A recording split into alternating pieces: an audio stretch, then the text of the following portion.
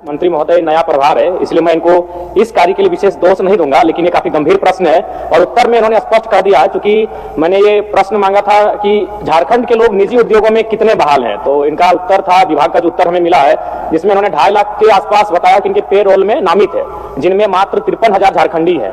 और उसके बाद अध्यक्ष महोदय सरकार का उत्तर है कि माननीय उच्च न्यायालय ने इस पर रोक लगा दिया है। ठीक है, हम भी मानते हैं माननीय उच्च न्यायालय ने रोक लगाया है दिसंबर के महीने में, तो अगर दिसंबर से पूर्व, यानी आपके पास जो डेटा है, जाहिर सी बात तो दिसंबर से पूर्व है, और अगर दिसंबर से पूर्व का डेटा है अध्यक्ष महोदय, तो इसका मतलब ये स्पष्ट है कि सरकार की लाख प्रयास के बावजूद भी इस नियम का अनुपालन नहीं किया गया है। निजी क्षेत्रों में 75% के आरक्षण को बिल्कुल अनदेखा किया गया है। इसलिए मेरा सीधा सवाल यही होगा कि अगर जिन निजी कंपनियों ने आपके इस नियम का अनुपालन नहीं किया, क्या आप उस पर कार्रवाई करने का पक्ष रखते हैं?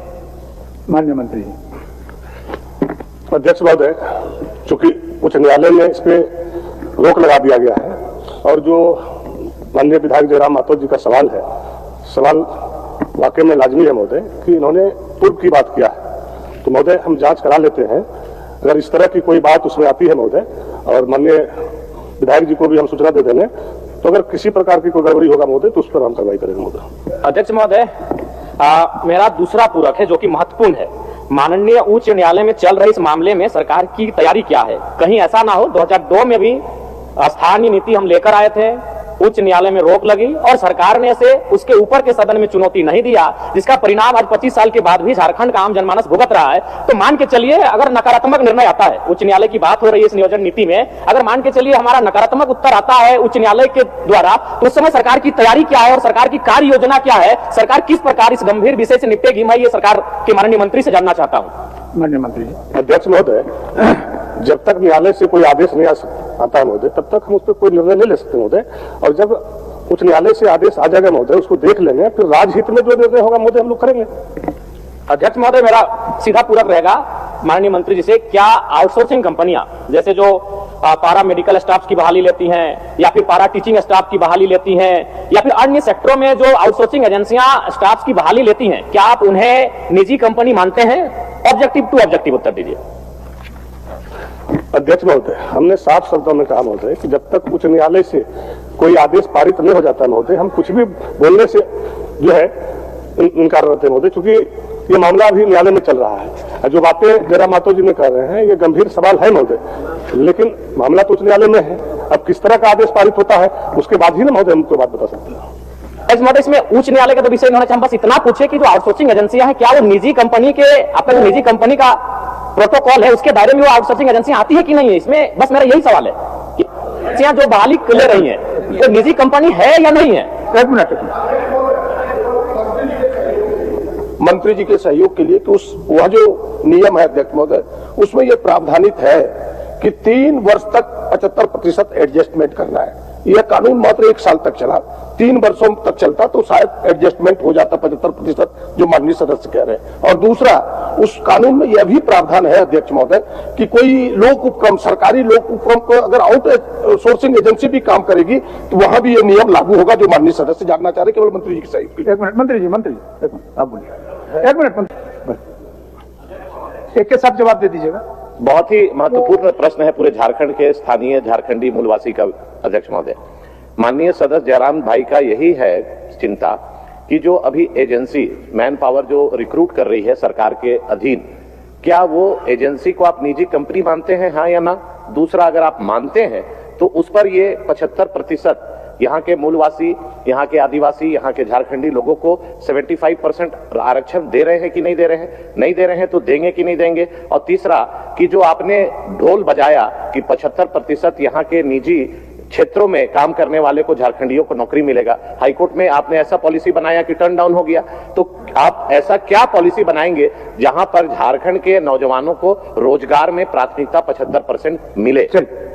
आप एक मिनट, माननीय मंत्री को थोड़ा सा सहयोग कर देना चाहते हैं। कारण यह है कि हम और माननीय सदस्य प्रदीप यादव जी इस समिति के सदस्य थे, जिस समिति ने अध्ययन के उपरांत इस निजी क्षेत्रों में 75% भागीदारी को सुनिश्चित कराया था। 2-3 विषय आए। एक विषय माननीय सदस्य नवीन जायसवाल जी का आया। हरियाणा में इन्हीं की सरकार, मनोहर लाल खट्टर जी की सरकार थी, वहां भी ऑनरेबल हाईकोर्ट ने स्टक डाउन किया इसी 75% आरक्षण के मुद्दे को। दूसरी बात जो चीजें हरियाणा हाईकोर्ट ने हरियाणा के लिए लागू की, ऑनरेबल हाईकोर्ट झारखंड ने झारखंड में लागू किया, प्रक्रियागत है, जो निर्णय आएंगे। दूसरी बात मैं स्पष्ट बड़ा कहना चाहता हूं कि कोई भी कानून रातों रात लागू नहीं हो सकता है। एजेंसीज जो यहां पर आउटसोर्सिंग का काम कर रही थी, उनको इसके रेगुलेशन के लिए, नियमितीकरण के लिए हम लोगों ने 3 वर्ष का एक विंडो दिया था कि जो बाहर के कर्मियों को आपने कार्यरत कर रखा है, उनको रिप्लेस करते हुए 40,000 रुपया से नीचे वेतन या भत्ता पाने वाले लोगों में आप झारखंडियों को नियुक्त करेंगे। तो सवाल यह है कि ऑनरेबल हाईकोर्ट के आदेश से पहले कंपनियां इसका अनुपालन कर रही थी और इसको हम लोग अपनी इंफोर्समेंट एजेंसीज के माध्यम से अनुपालन करा रहे थे।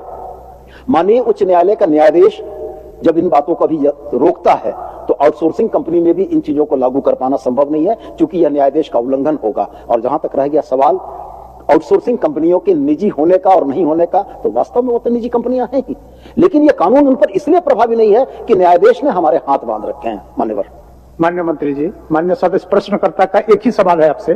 प्रश्नकर्ता चाह रहे हैं जो निजी कंपनी अपना अहर्ता को, निजी कंपनी होने का जो अहर्ता है उसको रखता है या नहीं, यही ना जयराम जी?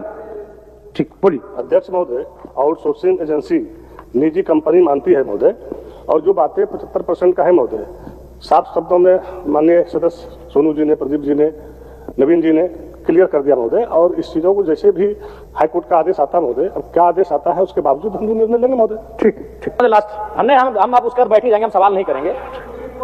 कुछ भी साफ साफ नहीं है अध्यक्ष महोदय।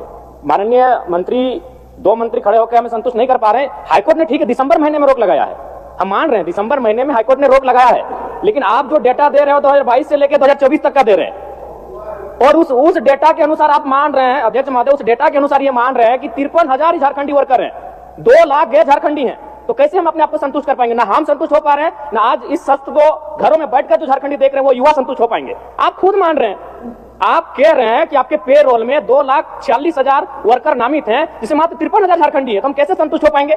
अगर उसको परसेंटेज में तब्दील करते हैं तो 21% होता है। तो आप किस मुंह से 75% आरक्षण की बात कर? मैं मंत्री महोदय आपको दोष नहीं दे रहा, क्योंकि आप नए आए हैं, लेकिन इससे पूर्व जो कार्यकाल जिन्होंने संभाला है उनसे भूल हुआ है, स्वीकारिए। दूसरी बात, हम बैठ रहे हैं, हम कुछ भी बात नहीं करने जा रहे, राज्य की जनता सुन रही है। मंत्री महोदय, ये प्रश्न 2 बार आ चुका है। जब पहली बार ये प्रश्न आपके पास गया तो आपके विभाग का उत्तर आया था कि 7,473 नियोजक निबंधित है, और दूसरी बार 7,470, 3 नियोजक कम हो गया अध्यक्ष महोदय। यानी मंत्री जी को भी गोल गोल घुमाया जा रहा है। 5 दिन पहले मेरा यही प्रश्न आया था, 7,473 नियोजक हैं, और आज मेरा प्रश्न जब दोबारा आया है तो 7,400